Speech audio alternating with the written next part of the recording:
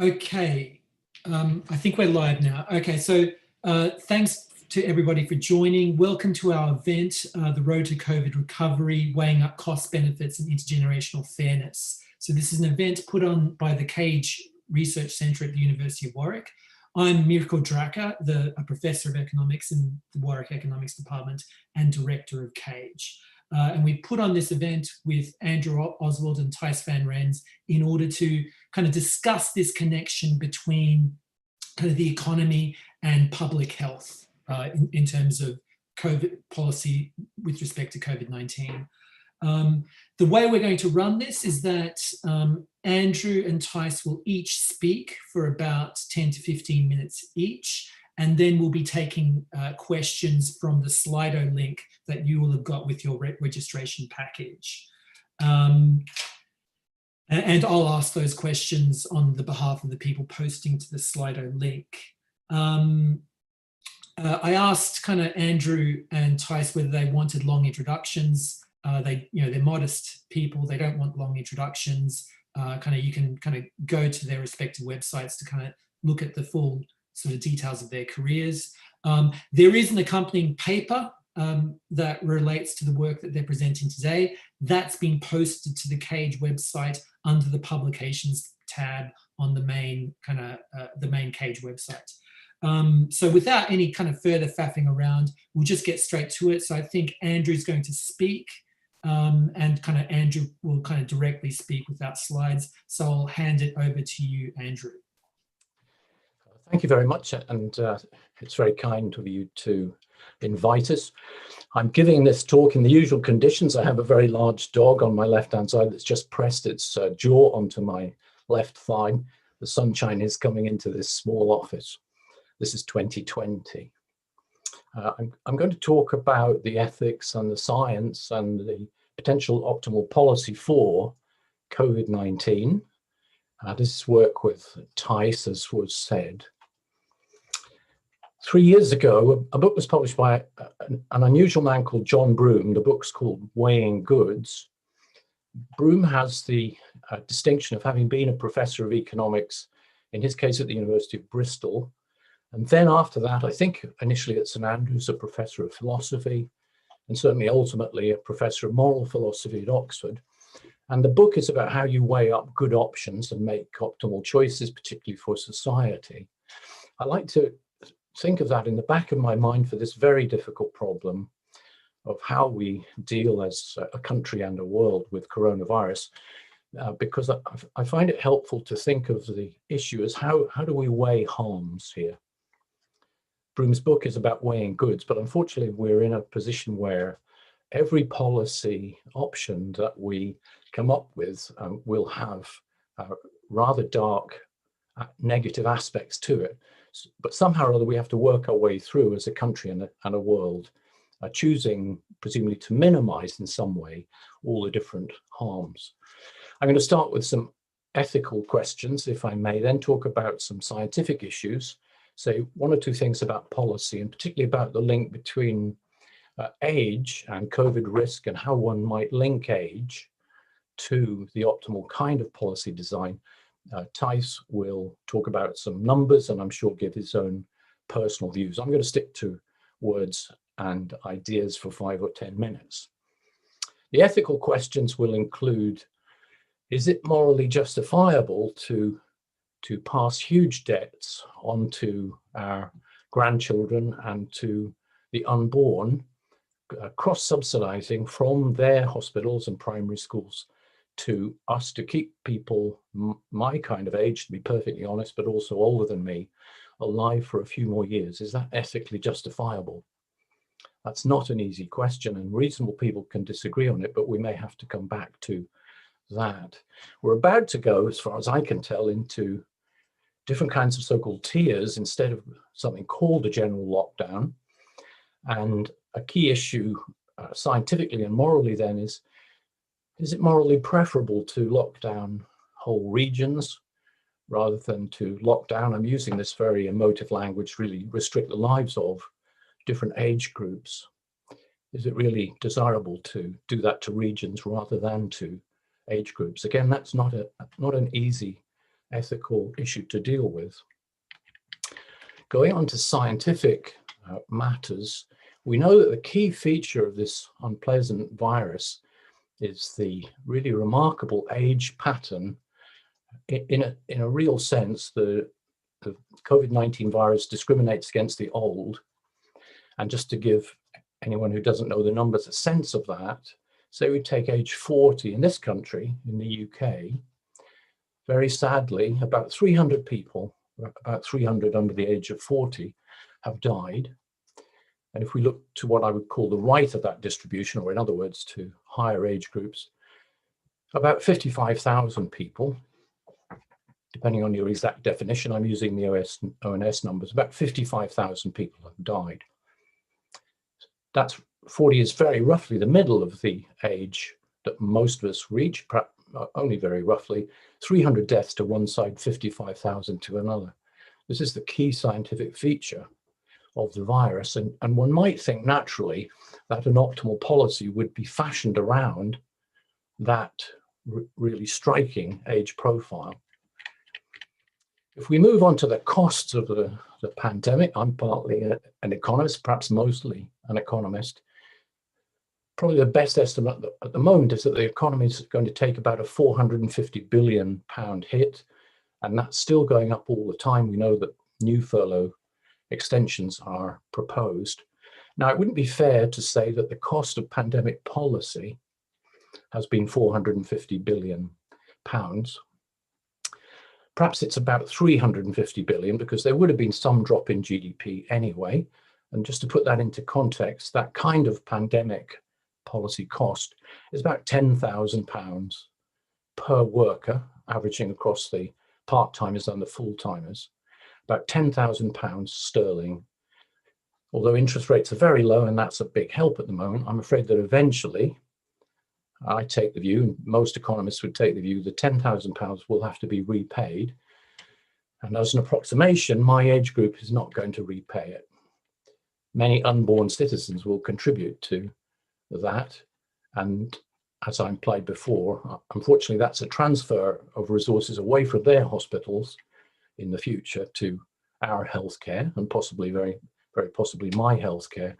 So although we can put these numbers as financial amounts, really what we're talking about is transferring happiness, even you could say, or certainly the resources to help different generations from the future to us.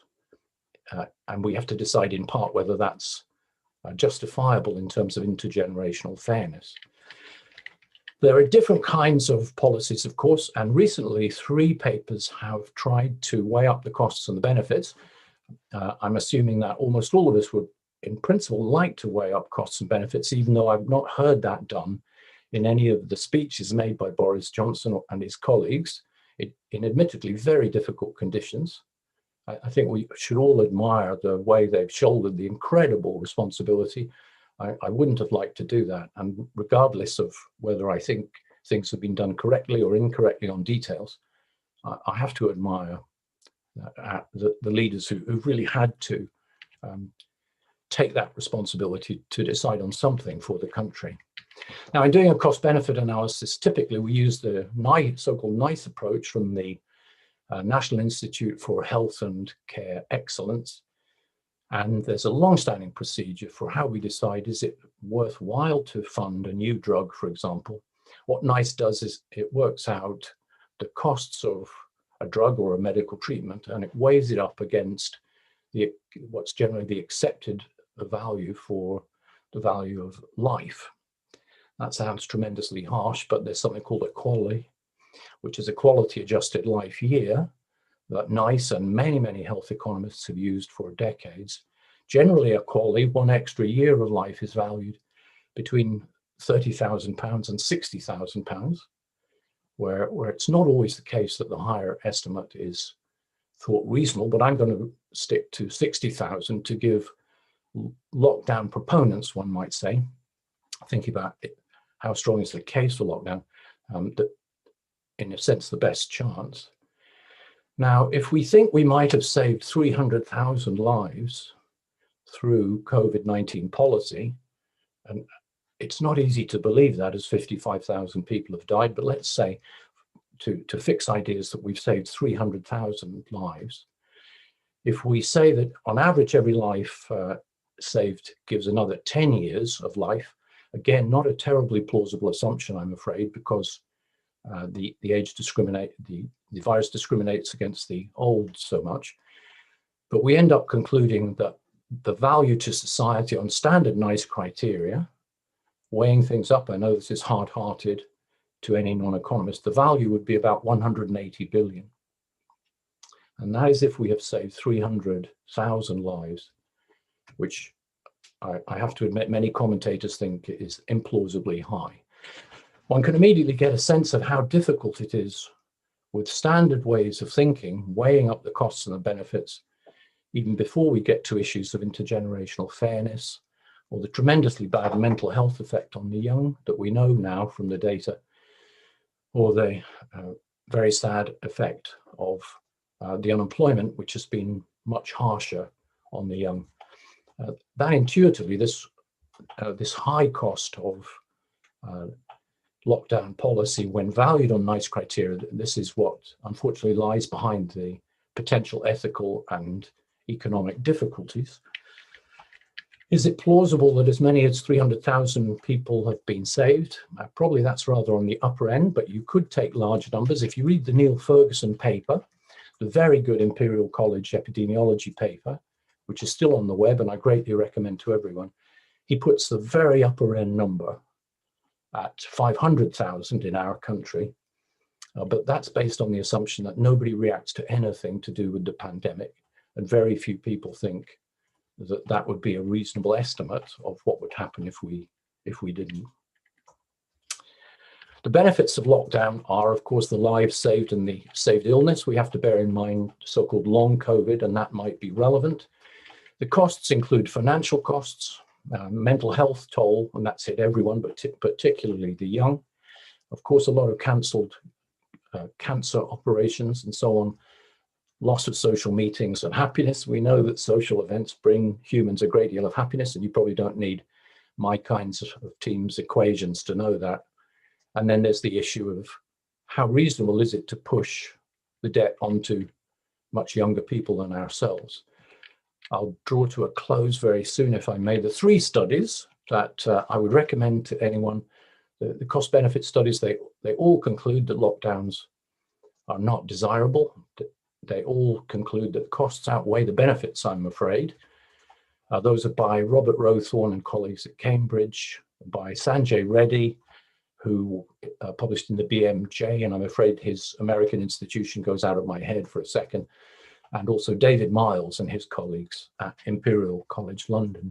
Intuitively, it's because it sounds terribly hard-hearted, but the people who are being saved do not have nearly as many years to live as the young people, much younger than me, who will come after them.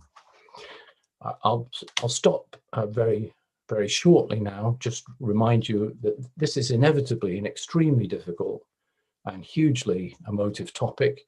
Reasonable people are allowed different ethical views, it seems to me, and I'm quite happy to tell you my particular take on it. But for myself, I don't think that the ethical issues were debated very clearly at the outset. And as we go forward and we plan for future potential pandemics, perhaps we need to bring these issues right to the front of our minds. I'm going to draw to a close there because I think Zoom meetings are best as discussion fora, but I know that Thijs will go through some numbers and give his own opinions. Okay, thanks very much, Andrew. I'll hand over to Thijs then. Thijs, do you want to take over and share your screen? Yes, absolutely. So thank you for inviting me here, and thank you, Andrew, for that great introduction. Let me show my slides. Yes. So as Andrew described, cost-benefit analysis of a blanket lockdown doesn't seem to work out very favorably. I'll get back to that in a minute, but what Andrew has been thinking about for quite a while now, and myself more recently as well, is whether we could improve on that cost-benefit analysis by conditioning the various restrictions we impose on people on characteristics, and in particular age seems to be a leading candidate. So as Andrew anticipated, this has been a very emotional debate. So here are two quotes from people who are vehemently against conditioning lockdown restrictions on age, or releasing of lockdown restrictions on age. The first is from Simon Stevens, who is the chief executive of NHS England, who says that the idea that you could separate a fifth of the population, so older people, is implausible, and it would be age-based apartheid. So the second part of that statement in particular seems more emotional than rational, perhaps. But the rational argument that is in there seems to be that it is implausible that we can do this. And the second quote is a bit clearer, I suppose, on the reason for that. This is from one of the two letters that were circulated a month ago, more or less, for and against general lockdown restrictions. This is the one that is against releasing, is against conditioning the lockdown on age. And the argument is that it would be practically impossible to do this, in particular because people live in multi-generational households. So what I want to talk about mostly is the question, how common are such intergenerational households, and therefore how impossible is it to condition restrictions like lockdown on age and protect. Here's our first graph. The pie here is the number of people that you might consider vulnerable to COVID-19, which are older people. And here we define old as over 65 years old. The slice in the pie here is the fraction of those people over 65 years old who live in a multi-generational household, which here we have defined as who live in the same household as a worker who is at most 35 years old. And the conclusion that is hopefully obvious from this simple graph is that that is a very small fraction of older people who would be exposed to intra-household transmission if we were to release young workers from lockdown restrictions. In fact, the data tell a stronger story. So you can vary the definition of old and young. Let me start by varying what young means. If you define young as under 25, then the fraction is obviously even tinier. So you could pretty much safely release workers under 25 years old. But what is most striking about this second pie chart, in my opinion, is that if you were to release all workers of any age, including workers that are close to retirement, the number of over 65-year-olds that would then be exposed to intra-household transmission is still fairly limited. And almost 85% of people over 65 do not share a household with anybody who is still in the labor force, so with anybody who would go back to work if we were to lift all restrictions that are work-related and are currently in place in a lockdown. If you vary the definition of old, the picture changes very little. So this is the number of people over 75 and people over 85. You see that as you go older, people are slightly likelier to move in with their children. Presumably that's the reason why they're slightly likelier to live in an intergenerational household, but the fractions are still small, and the vast majority of older people seem to live by themselves in the UK. So that then brings us to the idea that Andrew has been thinking about for a while, which is that we might condition the release from a lockdown, for example, on age. And the first thing I wanted to point out is that we are, of course, already conditioning policy on things.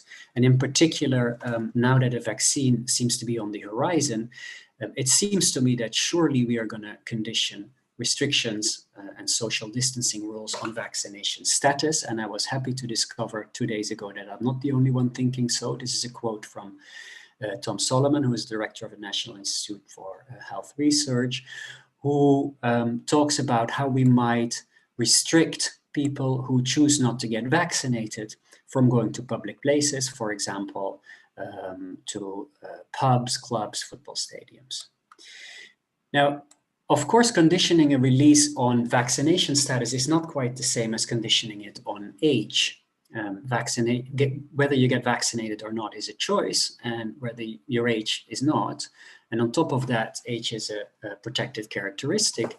So I think there is some truth to the idea that we need to be careful advocating this type of policies. However, it's the disease that is discriminating against age here. And making policy as if that were not the case, as if there were a level playing field, seems almost foolhardy, because there clearly isn't such a level playing field. So we believe that an easily observable characteristic like age is very likely to improve on the cost-benefit analysis with respect to a blanket lockdown.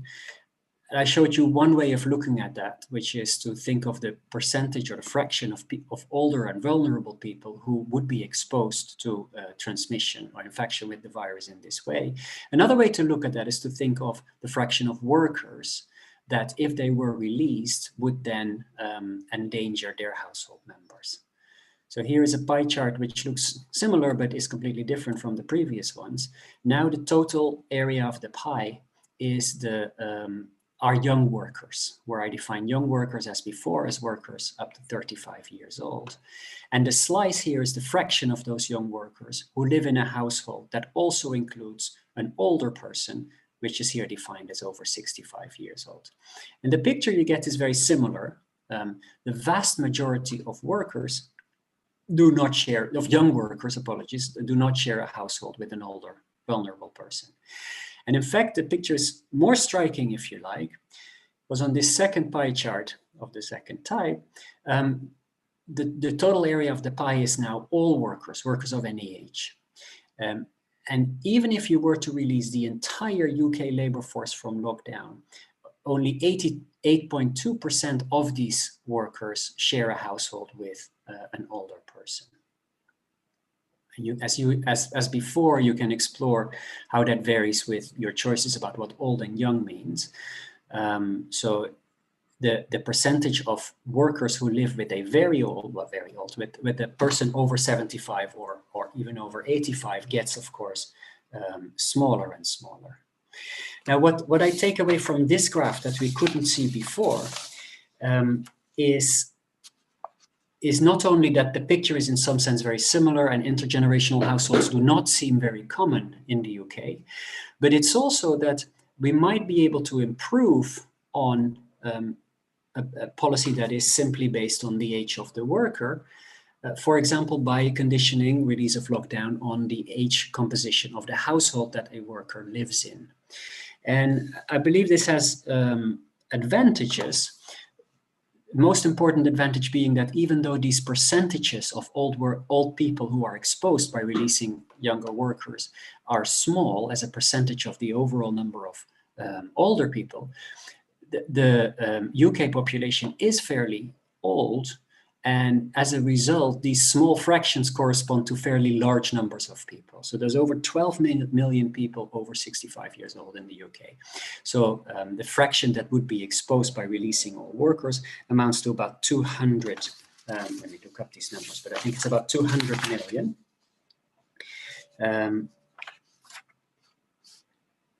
Sorry, 500,000 people over 65 years old would be exposed if we were to release the entire labor force. 200,000 people over 75 and 90,000 people over 85. Now, these are small percentages, but large numbers of people. And one might argue that a policy should at least aim to protect these people, even though that will, of course, depend on how well the policy is adhered to. Now, what I've been thinking about is if you were to condition release on the age of your household members, then you are, in fact, protecting these people, and you can still release 92% of all workers. Now, the big advantage, in my view as an economist, is that if you were to release 92% of the labor force, the funding that is now being used for the furlough scheme and other types of income support will, of course, go a lot further.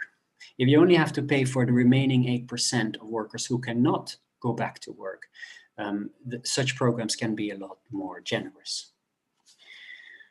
That's the main point I wanted to get across, but let me briefly get back to one of the two quotes that I showed earlier, because there's a slight issue here that I wanted to draw your attention to.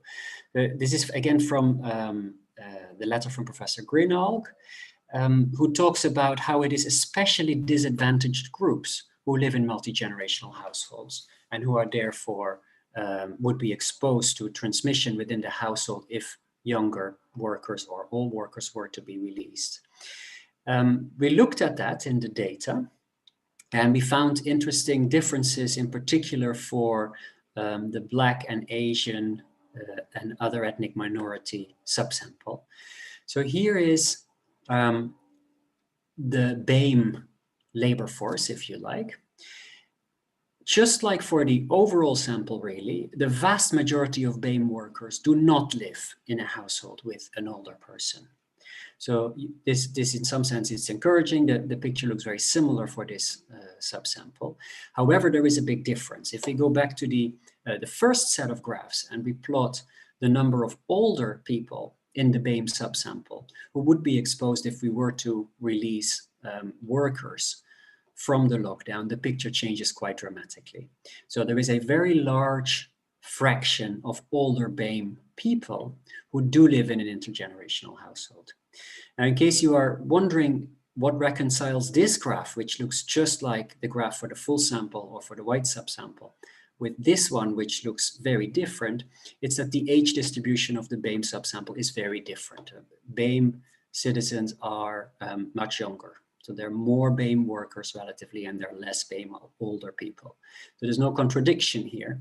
But what it does say is that there is an inequality here. If you were to release all workers, you would disproportionately expose older BAME people to transmission or infection with COVID-19 within their household. And I think of this as the second reason why we should fine-tune policies like this. And if we were to condition release on the age of your household members, then that would take away that inequality. As a side note, it seems plausible, or it seems at least possible, that this chart may explain in part why prevalence of the disease is so much higher among the BAME population than it is among whites. That's pretty much what I wanted to show in terms of numbers. Let me wrap up with a few conclusions. So as Andrew has argued, lockdowns are a very blunt instrument. I personally think that they may very well be needed in emergencies. And I personally do not feel it was a mistake to go into lockdown in March. But it's also true, and it's hard to deny, that in the longer run, if we were to use lockdowns frequently, the costs do seem to outweigh the benefits by most conventional ways of calculating cost-benefit analysis. You can optimize on those costs and benefits by conditioning the release, and my prediction is that we will certainly do so based on vaccination status, and our proposal would be that we should at least consider conditioning release on other well-documented and easily observable risk factors like age. And then third, I think this type of conditional release could be fine-tuned, and I think it would be preferable to condition on the age of the household rather than the age of the workers themselves, because this would at least aim, if the policy were adhered to protect all vulnerable people, and it would also address a striking inequality in the risk of COVID-19, in this case between the BAME and white subpopulations. That's what I had to say. Let me unshare this, and Mirko will take over for questions. Okay, so thanks a lot, Thijs.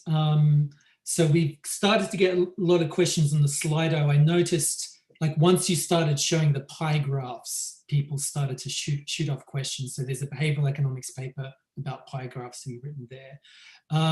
So what I'll do is, there's a couple of questions that I'll start with that I'll kind of group together because I think they cover the same sort of theme, right? Okay, so it's these two questions. Thijs, you mentioned the ones who share a house, but what about dependents? People who don't live with their old parents but need to visit them often. And then there's someone else made this point, even if they may not live with older people, they may be living close and visiting often, right? So I think this relates to the way I see this is that you're kind of looking at this data about essentially cohabitation, right?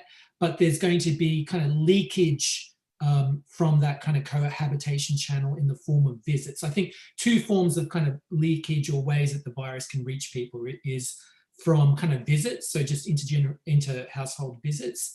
And then there's this issue of once you release younger people out into the population, you make the virus more prevalent, right? Such that if an older person goes to visit a supermarket or is just going about minimal activities day to day, they're going to be more exposed to the virus, right? So how do you think about this kind of leakage component of between household visits and virus prevalence?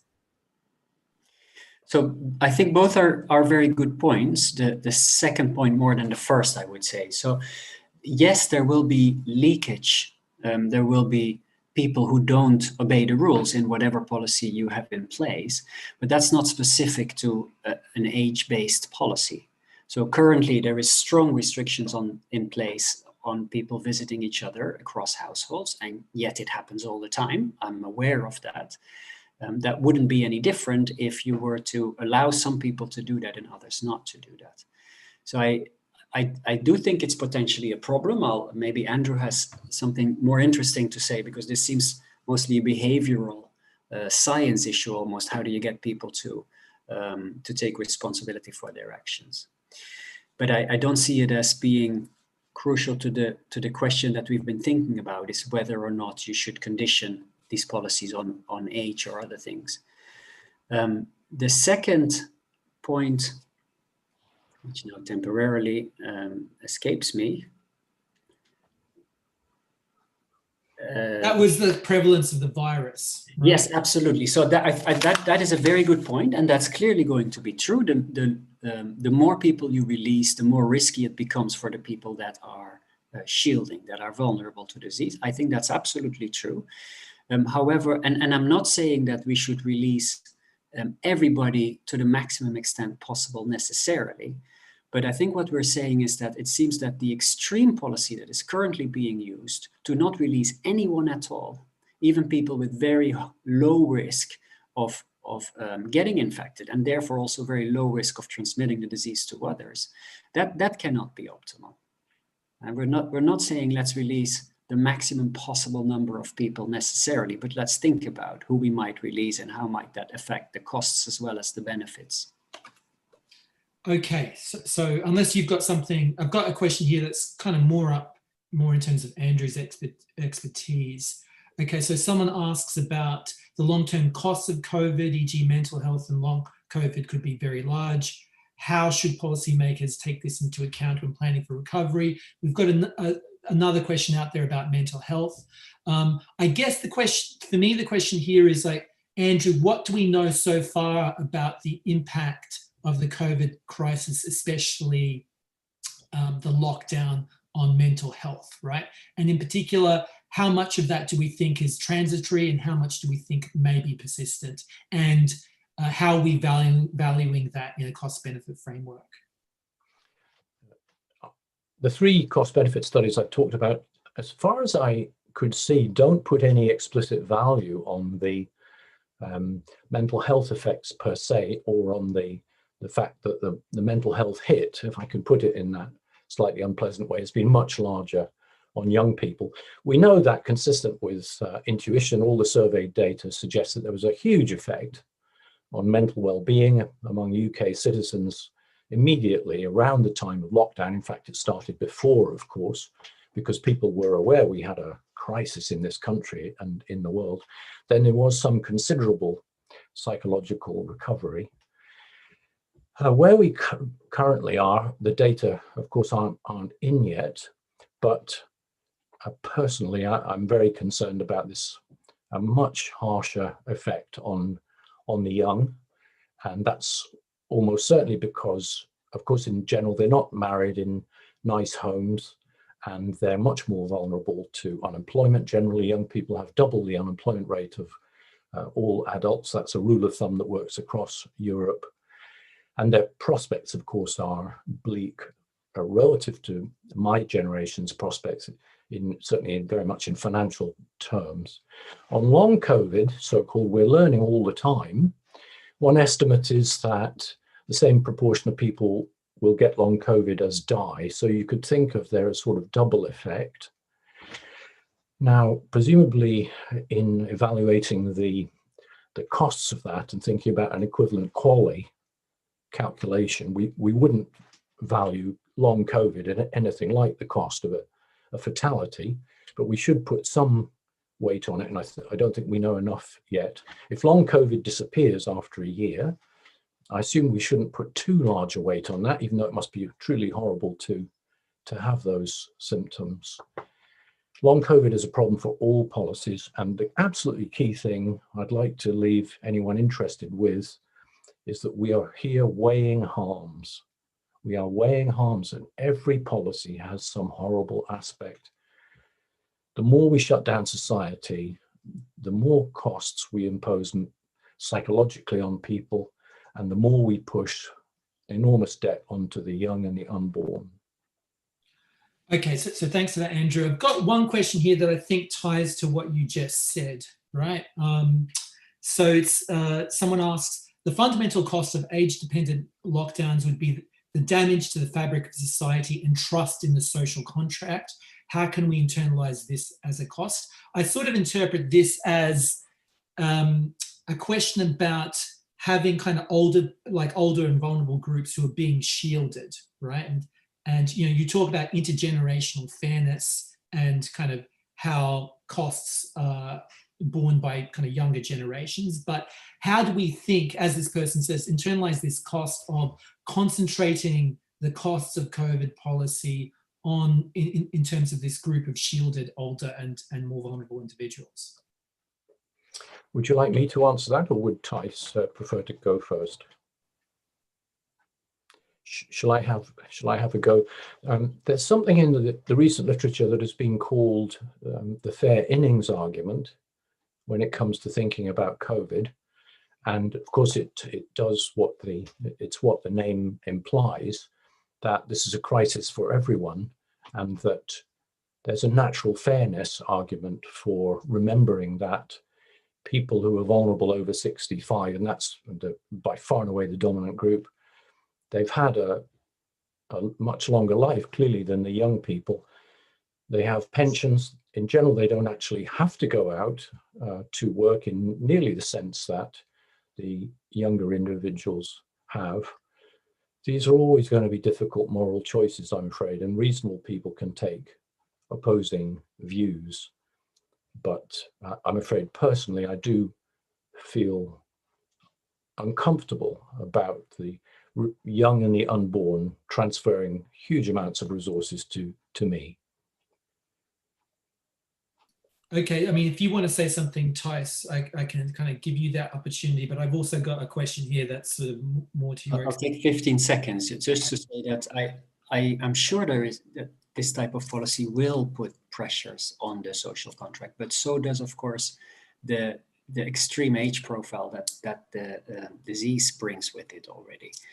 And so we are currently asking enormous parts of the population to make great sacrifices for smaller parts of the population. And whereas I do believe that policy should aim to protect everybody, it's not always possible, and sometimes there are trade-offs. And that's what Andrew has been saying. At that point,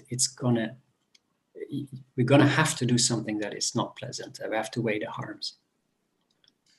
Okay, all right. So I've got another question here that's kind of more directly associated with what you were speaking about in the pie charts, Thijs. Okay, so Thijs, does the BAME conclusion hold regardless of deprivation, i.e. is it an economic necessity to live in intergenerational households, or is it cultural? I guess that's kind of pointing towards the sub-ethnic group and cultural heterogeneity of that BAME result, and how it relates to kind of income. So what do we know about that? I haven't looked at social economic status or household income. It is possible to some extent to do that. You don't really observe household income in the data, but you observe proxies of that are not bad. So that's something I can look at. And it would make sense that at least some of this effect, some of the difference between BAME and white is due to different economic situation. We did look at subgroups within BAME, and somewhat surprisingly, we didn't find any differences between Blacks, Asians, and other minorities. They in this particular sense, they look similar and different from whites. Okay, great. So one question, well, that I've got, so I'm sorting through some of the questions, and as I sort through is, okay, so we've, in the last couple of weeks, we've had this news about the vaccine come out, right? So how should we think about the scope for age-dependent policies and what we do over the next 3 to 6 months in the context of the availability of a vaccine, right? So one way to interpret the overall argument that you've made is that it's essentially an argument for a very rapid return to normal, right? In terms of how you're looking at risks and how you're looking at the trade-off. Is that a fair way to characterize the contribution of this work to this kind of vaccine period policy? Either of you. I would say that if the country is reluctant to make firm lockdown or non-lockdown rules, whether in an aggregate sense or an age-dependent sense, the country could simply be given a huge amount of information and advice about who is at risk. I imagine that one day historians will look back on this and be surprised, to put it in a gentle way, that there was very little information given to people about the age risk profile for months and months, even though it was clear from late January from the Chinese data that chronological age was by far and away the key risk. So that's one thing that comes into my mind. I don't know whether Thijs would like to chip in. I'm actually not sure I agree with the statement that what we're advocating is a very quick return to normalcy. I think what we're arguing is that people are different and the disease treats people differently. And it seems extremely unlikely that a policy that treats everybody the same is the optimal policy. It seems much more likely that a policy that takes into account that this is not a level playing field and that people are affected in different ways.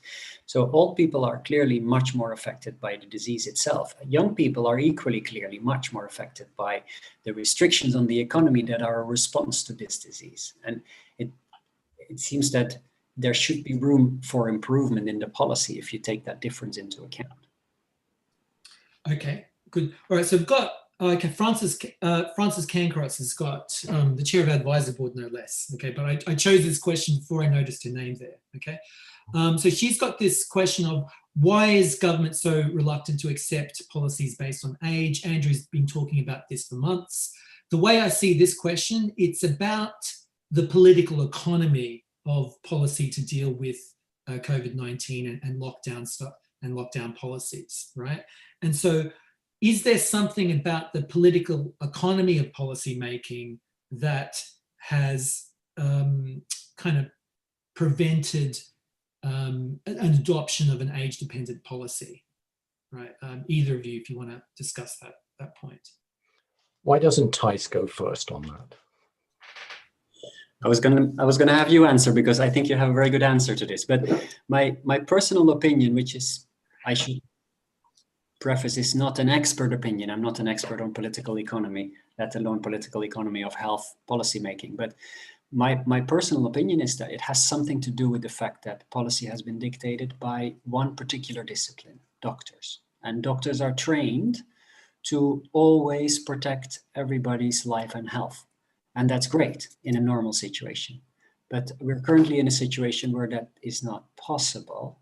And I'm not sure doctors are imminently in the right position or have the right training to make the type of trade-offs that are now having to be made. And I hope Andrew will continue to say that one thing that seems interesting is that how little economists have been involved in this type of decisions. It certainly is the case that, at least from the outside, it appears that economics has had very little to do with it. It's still true as an approximation that there is no economist on SAGE, and there wasn't at the start. So it's not surprising that sheer, what we might call medical or public health opinion carried the dominant weight. If it had only been economists on SAGE, probably there would have been too much emphasis on financial objectives. It has been an unfortunate thing that there's been a lot of criticism by one kind of scientist of another, and we, as a group of researchers across disciplines, we haven't worked together. On the age thing, well, there is a strong ethic in our country and across the Western world that it's wrong to discriminate in any sense on age. And economists might say because that's an exogenously fixed characteristic and it's not fair to judge on exogenously fixed characteristics, but whatever one thinks. And I've been on a number of radio shows with the Baroness Altman, the spokesperson for Age UK, I think she is currently, and she feels extremely strongly that it would be morally wrong to tie anything to age, even though it has been pointed out to her by those interviewing us that the virus doesn't have her concern and does heavily discriminate. And another political economy theory, I can't comment on it empirically, is that the current government is heavily supported by old people and rather less supported by young people. But I'm afraid I have no way of knowing whether that's in Mr. Johnson's mind at all. Okay, so those are interesting answers. To follow up on that, right? So I guess are either of you aware of, so Gus O'Donnell had a lecture, kind of online lecture for the IFS Institute of Fiscal Studies, where essentially he was kind of arguing for an approach of following the sciences, the plural of science. And kind of what Gus O'Donnell was effectively suggesting there was you have kind of an extra meta committee above SAGE, right? So he was noting this point about the disciplinary makeup of SAGE, and he was kind of noting also the point about the necessity and sort of the globality of policy making to make these kind of social, economic, and health trade-offs, right? So his suggestion was essentially to have a meta committee that specifically has the remit of dealing with the trade-offs, of like calculating these trade-offs, right? And recognizing the disciplinary expertise that's provided by SAGE as something rooted in health. Is that the sort of, so my theory in the political economy is sort of consistent broadly with kind of what you guys have argued, but I also see a big issue here with the sort of the economics of information processing and aggregation, right? Of, you've got policymakers there, particularly politicians who've got, let's call it imperfect understanding of a lot of these issues, right? So they're by necessity usually generalists, and they need some sort of tool to kind of process this information, reconcile the information. So is that the kind of framework that you would see as required, as like some meta committee or some extended process for decision making? In a way, presumably that was the objective of setting up SAGE in the first place. And perhaps remarkably, Trish Greenhalgh, who signed the attacking letter against the Gupta letter, I was one of the signatories to the Gupta letter. Greenhalgh said it's essential that we have multidisciplinary thinking on this, even though it was really only epidemiologists and public health people who signed her letter. So surely we could all agree that we need a mixture of talents and experience. And I'm hoping everyone would agree that we need a cost-benefit analysis of some kind. Beyond that, individuals have different ethical views, and they're allowed to put more weight or less weight as individuals on intergenerational unfairness as they perceive it and so on. But some of the cost-benefit calculations should in principle be positive rather than normative, and there should be a big interdisciplinary team who could provide those estimates. Then some final moral choices have to be made. And unfortunately, the makeup of SAGE, I'm afraid, didn't contribute to that broad view in my own judgment. Okay, Thijs, do you want to add anything there? I've got a question for you coming up. I agree with Andrew, and I think Gus O'Donnell is in a great position to make proposals here about how that can be implemented. His proposal would address, I think, the problem that you discussed. Yes, I recommend people have a look at that lecture on the IFS website. It's a very kind of cool-headed and calm contribution. Okay, so Thijs, the question here is that they say, I agree that a less complex policy might yield suboptimal results, but complexity comes at a cost. That is why models are usually simple. Why not policy? I think that's a great point, right? So, us as academics, we adore complexity, right? We cannot get through a conversation at the corner shop without talking about exogeneity of quasi-experiments or calibration, right? Or at least the people I know. So what do you think about this? It's sort of, I see kind of less complexity. It's almost like a satisficing solution, Thijs. So how do you think about this? I'm not sure Andrew and I are entirely on one line here, but I personally am really glad we went into lockdown in March, because it's a policy that we had very good reason to believe was going to be effective. It had huge costs, but it also had huge benefits. And one of the main benefits to go into lockdown at the time was that we were relatively sure this was going to stop the spread of the disease, which was going to give us time to develop a vaccine, to buy more PPE, to think about how we were going to deal with this thing next. But I think that a lot of these benefits are no longer present for the second lockdown, because presumably we had time to get our affairs in order, and yet we are resorting to the same very blunt tool. So I completely agree that that complex policies have disadvantages, and one main disadvantage I see in the case of COVID-19 restrictions is that the more complicated the rules are, the less likely people are to obey the rules, to follow the rules, maybe because they don't understand them, or maybe because they can't be bothered because it seems so complicated. However, and I did think about this, conditioning a policy on age is really not all that complicated. And keep in mind that this is something that we do routinely. It's very easy to prove your age. Everybody knows their age. There's not going to be any ambiguity.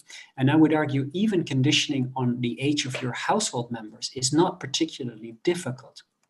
Depends a bit which way you go. If you provide generous furlough support for workers who live with an older relative, then the burden of proof is on them to show that they do in fact live with an older relative or older household member. And that's easy enough to prove. We're very used to proving where we live. We're very used to proving our age. So it should be very easy to prove that you live with your grandmother in the same address and that she is 85 years old. I really don't think as far as national government policy goes, this doesn't strike me as particularly complicated. So yes, I'm sure there is a trade-off, but in my view, we are very far on the blunt side of that trade-off. Andrew, do you want to add anything there? Only just that, of course, it's a very sensible point that simple policy design is good.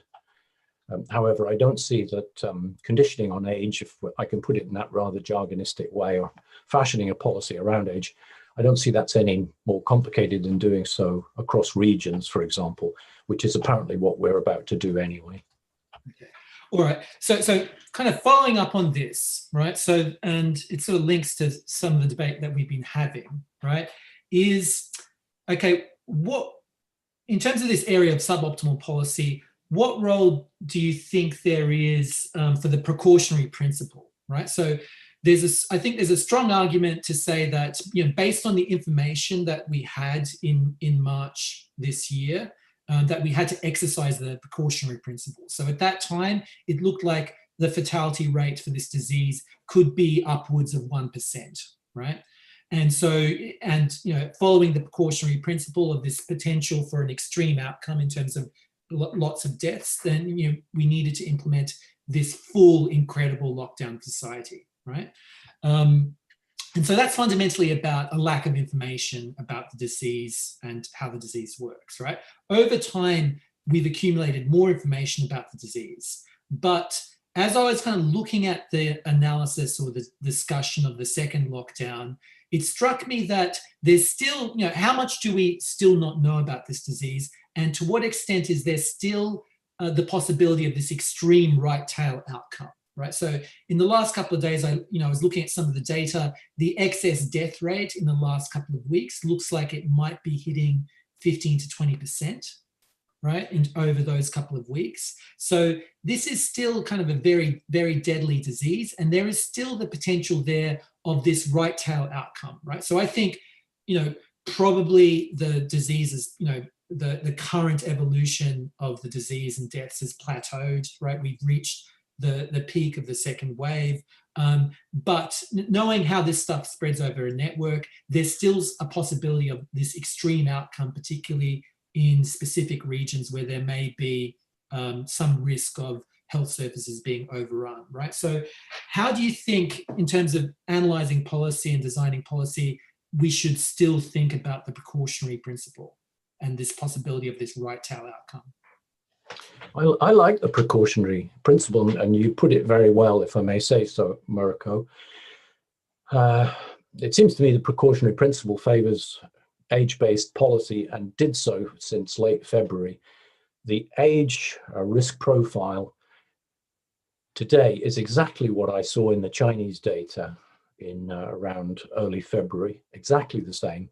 And I think if we'd followed the precautionary principle, looking at the equation of risk, we would have saved many lives, in my opinion. Of course, there would have been much complaining about older people being restricted, but I don't think the precautionary principle, which I believe to be a good one, actually favours general lockdowns. Thijs, anything to add there? Well, I think it makes a lot of sense to act with precaution. And if it were up to me, I wouldn't start by releasing the entire labor force. Even not the part of the labor force that doesn't live with an over 65-year-old. But why not start by releasing workers under 25 years old who don't have an older relative in the household? See what happens. Interestingly, and Andrew has mentioned it several times now, the segmentation or segregation by geography that we are doing now is almost surely not very effective. So we did learn something since March. And one of the things we learned is that you can't really do lockdowns geographically because people move. So it doesn't seem precautious to insist to keep doing that. It seems a little bit foolhardy, really. Okay, good. I think we're coming up to the end of an hour. I think an hour on Zoom is like all we should take. Someone has asked a question about people have blamed the Eat Out to Help Out policy in August and September for boosting, for its role in the second wave. There is actually a CAGE working paper by kind of Timo Fetzer which discusses this, right? What do you think about this idea? Like, we think we've got a colleague who's written a really interesting paper about this, so you can kind of go and have a look at that. So I think we'll leave it there. Any last words, Andrew and Thijs? Oh, thank you for hosting this event. I'm sorry we couldn't speak, as it were, literally face to face with all the people who were kind enough to join. Okay, great. All right, so thanks a lot to kind of both of you, Thijs and Andrew, for a really interesting discussion. I think people keep an eye out for CAGE's email newsletters and like kind of other information about events that we'll surely be holding in the near future. Just yesterday, Timo Fetzer released another paper on the effectiveness of the test and trace system, exploiting, to use the jargon term, the variation that was created by the kind of Excel error. So have a look at that paper on the website. And a general thank you